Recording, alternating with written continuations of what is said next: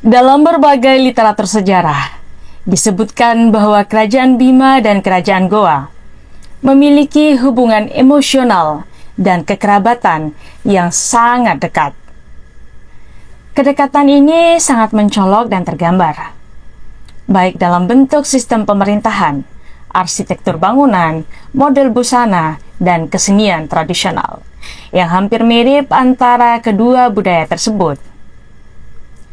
Usut punya usut nih ya, ternyata kedekatan antara dua budaya ini telah terjalin sejak abad ke-15 yang ditandai dengan momentum dimulainya hubungan afiliasi antara Kerajaan Bima dan Kerajaan Goa.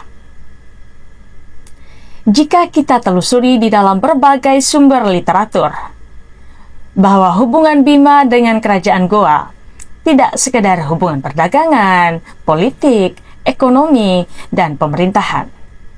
Akan tetapi, telah terjalin sebuah hubungan pernikahan antara keluarga raja atau pembesar Bima dengan keluarga kerajaan di Goa.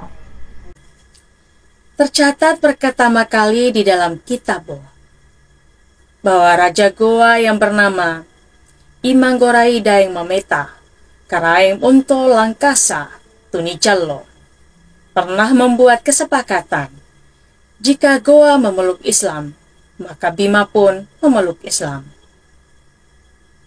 Dari kesepakatan inilah yang kemudian ditindaklanjuti oleh Sultan Goa pertama bernama Imbangarangi Daeng Manrabia yang bergelar Sultan Alauddin I untuk mengirim 4 mubalik yang tiba di Sape pada tahun 1609 untuk bertemu dan mengislamkan Lakai dalam pelariannya. Sejak Lakai berhasil merebut kembali tahta dari Salisi dan menyatakan diri masuk Islam, maka dimulailah hubungan intens antara Kesultanan Goa dengan Kesultanan Bima. Setidaknya ada 8 generasi Sultan Bima yang menikah dengan putri atau kerabat Kesultanan Goa. Di samping pernikahan kerabat Sultan, tentu tak terhitung pernikahan-pernikahan yang terjadi di antara pembesar Goa dengan pembesar Bima maupun pernikahan di kalangan masyarakat umum. Dari pernikahan budaya inilah, maka tidak heran apabila keberadaan suku Bugis, Bone, Makassar, Talo, dan Buton banyak kita jumpai tinggal di pesisir timur wilayah Bima, terutama di Sape dan Lambu. Lantas, bagaimana sesungguhnya catatan pernikahan politik antara kedua kerajaan tersebut? Mari kita simak. Di urutan pertama ada Sultan Abdul Khair yang menikah dengan adik ipar Sultan Alauddin yang bernama Daeng Sikontu. Dari pernikahan itu, ia memperoleh 4 orang putra. Mereka bernama Abdul Khair Sirajuddin, Ruma Parewa Membora di Lawa, dan Membora di Kanari, serta seorang putri yang bernama Mantau Asi Bojo. Yang kedua, Sultan Bima yang menikah dengan keluarga Sultan Goa adalah Sultan Abdul Khair Sirajuddin, atau Sultan Bima yang kedua. Abdul Khair Sirajuddin menikah dengan Karaeng Unto Jekne, putri dari Sultan Taloko Malikus Said, Sultan Makassar yang kedua.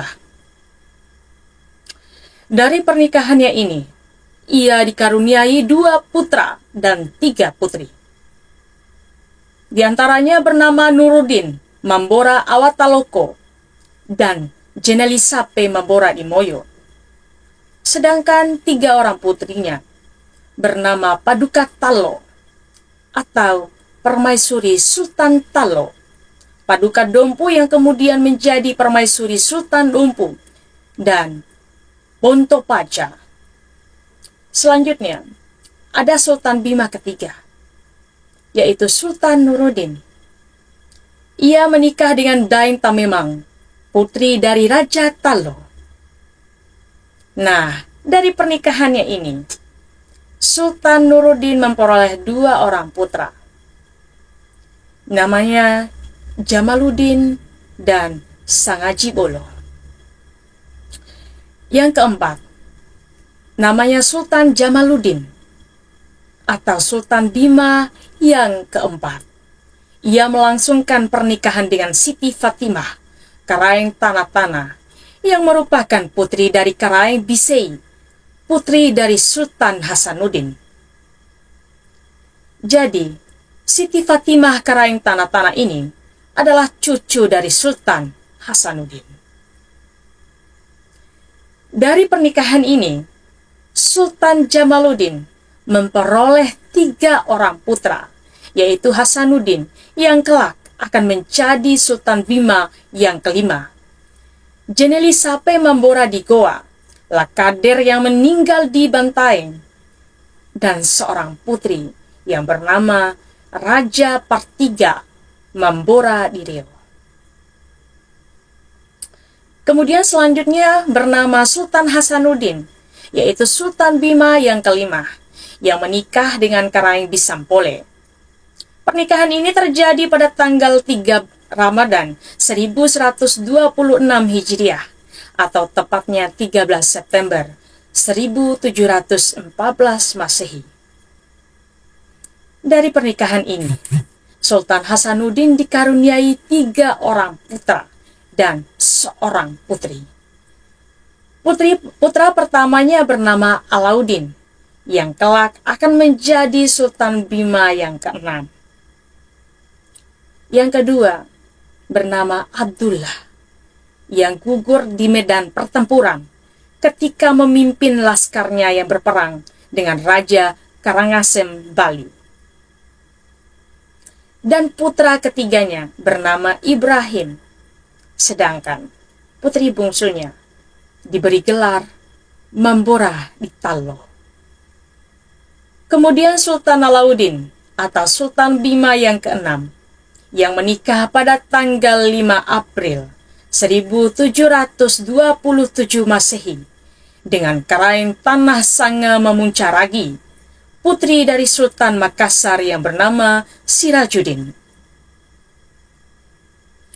Dari pernikahan itu, ia dikaruniai 4 orang anak, terdiri dari seorang putra bernama Abdul Qadim, yang kelak menjadi Sultan Bima yang ke-7, dan 3 orang putri bernama Kumala Bumi Partiga, Bumi Runggu, dan Siti Fatimah Halimah. Ke-7 deretan keluarga kerajaan Bima, yang menikah dengan keluarga kerajaan Goa, yaitu Sultanah Kumala Bumi Partiga, yang menikah dengan Lalu Mapabasa alias Abdul Kudus, Sultan Makassar. Dari pernikahannya itu, ia melahirkan seorang putra bernama Usman, yang nama Makassarnya dikenal dengan Amas Madinah. Dalam usia 6 tahun, tepatnya tanggal 21 Desember 1763, Usman diangkat menjadi Sultan Makassar oleh Dewan Batesa Lapangat, menggantikan kedudukan ayahnya, Sultan Abdul Kudus, yang wafat pada tahun 1753. Kemudian yang terakhir, Sultan Bimah yang menikah dengan keluarga Sultan Goa, yaitu Sultan Ibrahim. Nah, ia menikah dengan Siti Fatimah, putri dari Lalu Yusuf Rumah Tua Sakuru, sesudah permaisurinya wafat.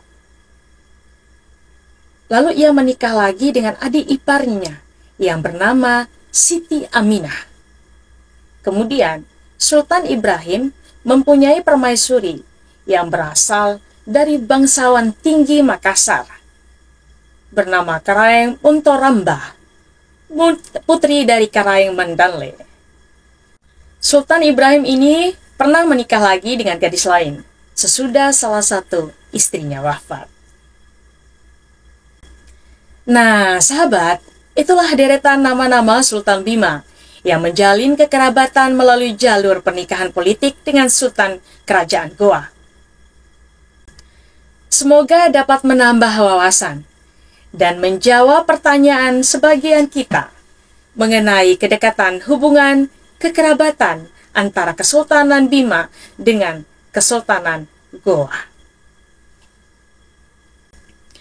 Saya Lara Sufi dan tim Mata Cendekia mengucapkan terima kasih.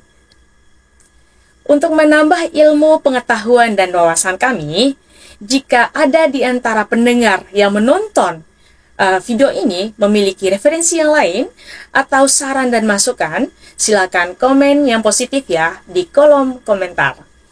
Atau jika ada yang ingin dibahas lagi, boleh loh request ya di kolom komentar. Mari kita rawat sejarah dan budaya.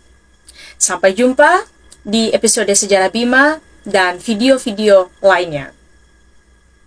Terima kasih, sampai jumpa. Bye-bye.